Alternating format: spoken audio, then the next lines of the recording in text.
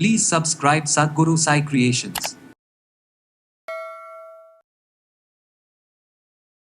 Heart related problems இருந்தால் எந்த மாதிரியான மூலிகைகள் எடுத்துக்கலாம்? நம்ம ஹார்ட் ஹெல்த்தை பாதுகாக்கிறதுக்கு என்னென்ன விஷயங்கள் நம்ம ரெகுலராக செய்யணும்? இதில் முக்கியமாக ஹார்ட் ஃபெயிலியர் அப்படின்னு சொல்கிற ஒரு கண்டிஷன் வரும் இல்லைங்களா? கார்டியோவாஸ்குலர் டிசீஸ் அப்படின்னு சொல்கிறது இந்த கண்டிஷனில் தான் வரும். நமக்கு இடது பக்கம் நெஞ்சு பகுதியில் வலி இருக்கும், அதே ஷோல்டர் ஜாயிண்ட்லேயும் பின்பக்கம் முதுகுலேயும் உங்களுக்கு நம்ம ரெகுலராக யூஸ் பண்ணக்கூடிய சில மூலிகைகள் உங்களுடைய இதய நலனை பாதுகாக்கும். அப்படின்னா இதயத்தை பாதுகாக்கணும் அப்படின்னு நீங்கள் முடிவு பண்ணிட்டீங்கன்னா உணவு முறையில் அதிகமான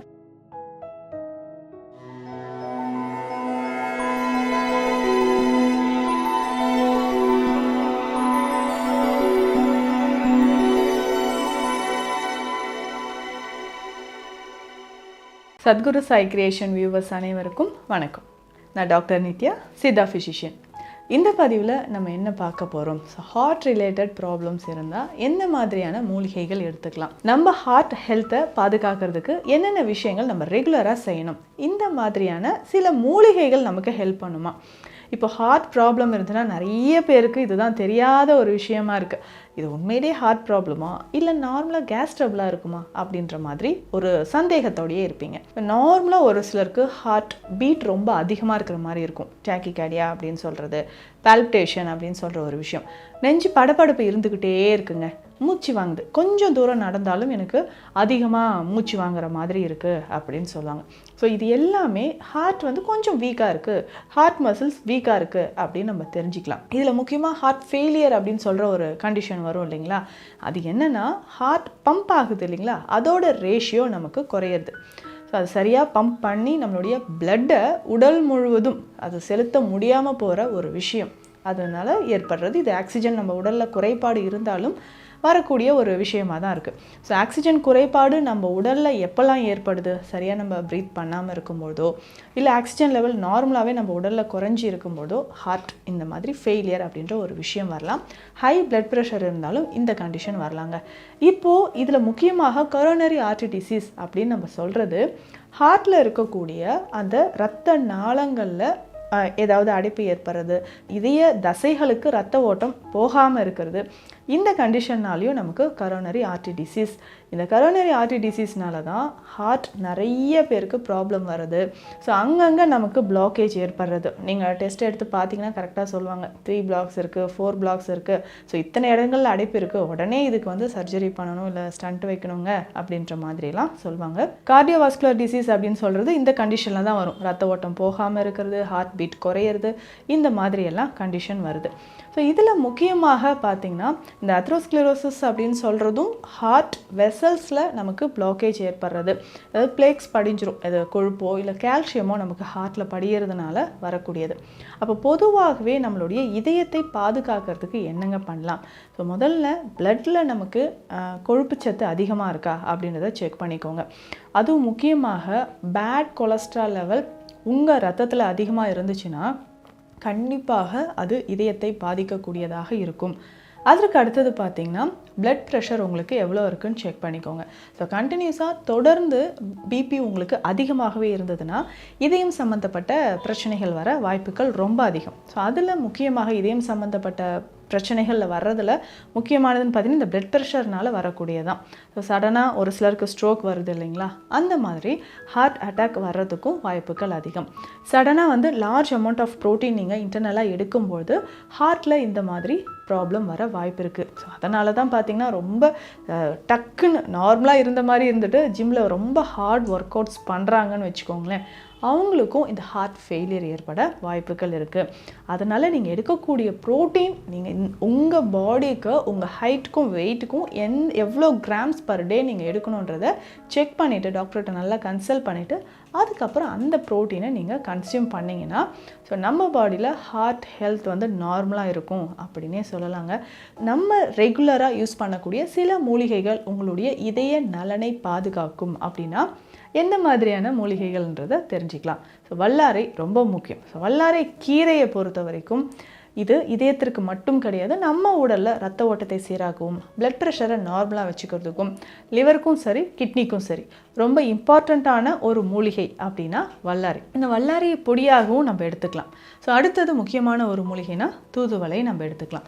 தூதுவளையை பொறுத்த வரைக்கும் நம்ம உடல், அதாவது கபத்தை விரட்டக்கூடிய ஒரு அருமருந்து அப்படின்னு நமக்கு தெரியும். ஆனால் நம்ம இதயத்தில் இரத்த நாளங்களில் இருக்கக்கூடிய அடைப்பை வெளியேற்றுவதற்கு தூதுவளை ரொம்ப சிறந்தது. ஸோ இதுவுமே நம்ம கஷாயமாகவோ இல்லை தூதுவளை லேகியமாகவும் இருக்குது, அதையும் நம்ம பயன்படுத்திக்கலாம். ஸோ இதிலேயே முக்கியமான இன்னொரு மூலிகை அப்படின்னு பார்த்தோம்னா சீரகம். இந்த சீரகம் அப்படின்னு சொல்கிறது நமக்கு டைஜஷன் ப்ராப்ளம் இருந்தாலும் சரி, இதயம் மற்றும் நமக்கு கல்லீரல்லையோ இல்லை கிட்னிலேயோ பாதிப்பு இருந்தால், அதிகமான பேட் கொலஸ்ட்ரால் லெவல் இருந்தாலும் இதை நம்ம பயன்படுத்தலாம். அடுத்து முக்கியமான இன்னொரு மூலிகை தான் கருஞ்சீரகம் அப்படின்னு சொல்கிறோம். இந்த கருஞ்சீரகம் பார்த்திங்கன்னா இந்த பேட் கொலஸ்ட்ராலை கம்ப்ளீட்டாக உடல்லேருந்து வெளியேற்றும். ஆனால் அதிக அளவுக்கு ஹீட், அதாவது உடலில் வெப்பத்தை தரக்கூடிய ஒரு மூலிகை.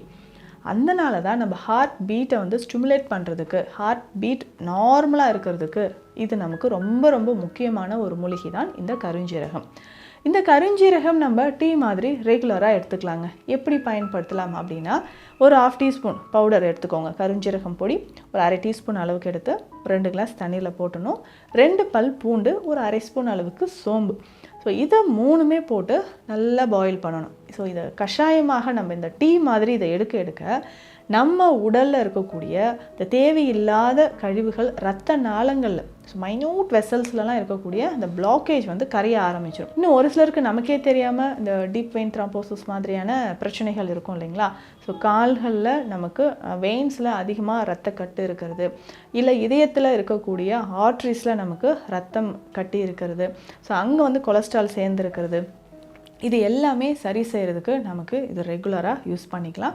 ஸோ டெய்லியுமே நம்ம இந்த கருஞ்சீரகம் ஒரு 2 பல் பூண்டும் சோம்பும் சேர்த்து அதை டெய்லி நம்ம குடிச்சிக்கிட்டே வரும்பொழுது இந்த ஹார்ட் பீட், அந்த ரித்தம் நார்மலாக இருக்கும். ஸோ ஒரு சிலர் எனக்கு பெயின் ரொம்ப இருக்குங்கன்ட்டு உடனே இசிஜி எடுப்பீங்க. ஸோ அதில் அப்நார்மல் இசிஜி, அந்த வேவ்ஸ் எதெல்லாம் பாதிப்பு ஏற்பட்டிருக்குன்னு நோட் பண்ணி கொடுப்பாங்க. அதுக்கப்புறம் இந்த டீ எடுத்துகிட்டு ஒரு 2 மந்த்ஸ்க்கு அப்புறம் நீங்கள் செக் பண்ணி பாருங்கள். இன்னும் ஒரு சிலருக்கு வால்வில் ப்ராப்ளம் இருந்துச்சுன்னா அதற்கேற்ற சிகிச்சைகள் நீங்கள் எடுத்துக்கணும். ஸோ இப்போ ஒரு சிலருக்கு இந்த ஹார்ட் ப்ராப்ளம் இருந்துச்சுன்னா அந்த பெயின் எப்படி இருக்கும் இது தெரியணும் இல்லையா. நார்மல் கேஸ்ட்ரபிள்னால் உங்களுக்கு நடு நெஞ்சு பகுதியில் ஒரு எரிச்சல் இருந்துக்கிட்டே இருக்கும். அதாவது ரிப்கேஜ், அதாவது நெஞ்சு கூட்டோட நடு எலும்பு இருக்குங்களா, ஸ்டர்னம், இதுக்கு கீழ்ப்பகுதியில் ஒரு பெயின் இருந்துக்கிட்டே இருக்கும். So pain on and half வரும், அப்புறம் போகும். சில நேரம் நெஞ்சு எரிச்சல் அதிகமாக இருக்கும். இப்படி தாங்க இருக்கும். ரைட் சைடோ லெஃப்ட் சைடோ நெஞ்சு பகுதியில் உங்களுக்கு செஸ்ட்டில் ஒரு டிஸ்கம்ஃபர்ட் இருக்கலாம். ஆனால் இதுவே ஹார்ட் ரிலேட்டடாக ஒரு ப்ராப்ளம் நமக்கு வருதுன்னா இந்த பெயின் எப்படி இருக்குன்னா, நமக்கு இடது பக்கம் நெஞ்சு பகுதியில் வலி இருக்கும், அதே ஷோல்டர் ஜாயிண்ட்லேயும் பின்பக்கம் முதுகுலேயும் உங்களுக்கு வலி அதிகமாக தெரியும்.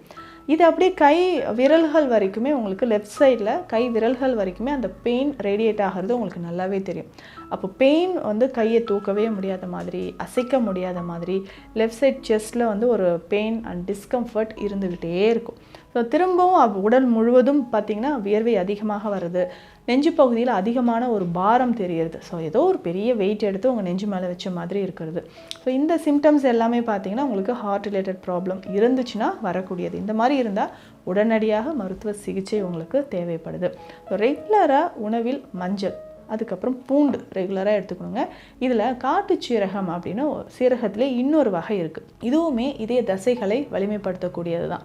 ஸோ இப்போ அந்த மாதிரி காட்டு சீரகம் பொடியாகவோ இல்லை நீங்கள் அதை தண்ணீரில் போட்டு பாயில் பண்ணியோ நம்ம எடுத்துக்கலாம்.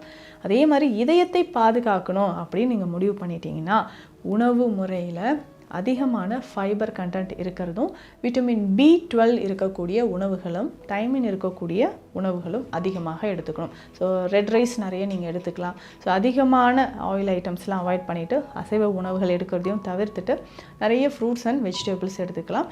இதில் முக்கியமாக இதயம் சம்மந்தப்பட்ட பிரச்சனை இருந்துச்சுன்னா வாழைப்பூ ரொம்ப முக்கியங்க. உணவில் அடிக்கடி சேர்த்துக்கோங்க.